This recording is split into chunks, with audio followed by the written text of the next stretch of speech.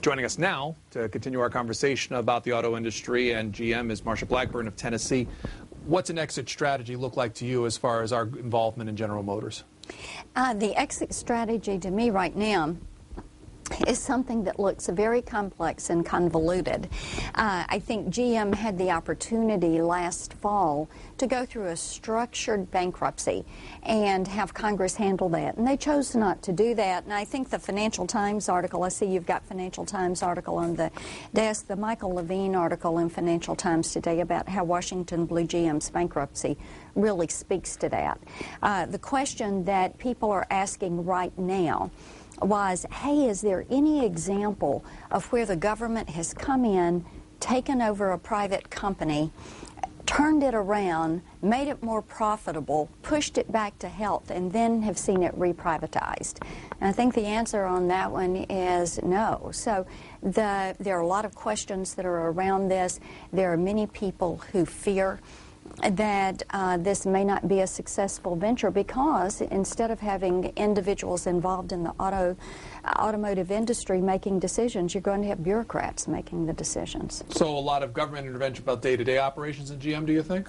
I think that you're going to see that because they're going to be controlling the decisions that are made, the type cars that are made, obviously controlling the way that they are sold, obviously going to have some input and some say over who fulfills their executive suite. They've already fired a CEO.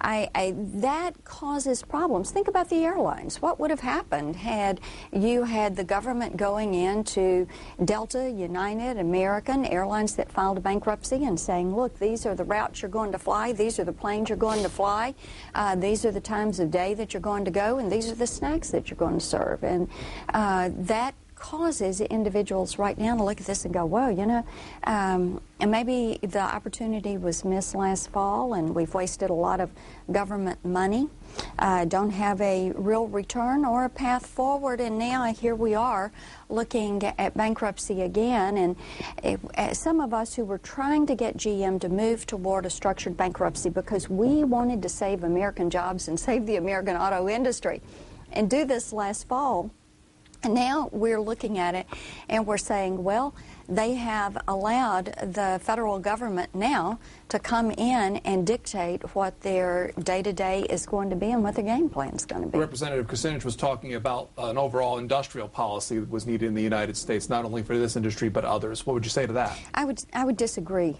with Congressman Kucinich on that. I think that what we need to do is create the environment for jobs growth to take place and to make certain that government then gets out of the way and lets the private sector go to work. You know, I have Spring Hill, Tennessee at the base of my district, and many of my constituents work with GM, or they work with the division of Ford, or they work with Nissan. They want to make cars that Americans want to buy. And the federal government wants GM to build, it is now Government Motors in essence, and they want it to build smaller, more expensive cars, and that may not be the vehicle that the American public is wanting to buy. Numbers on the screen if you want to call us.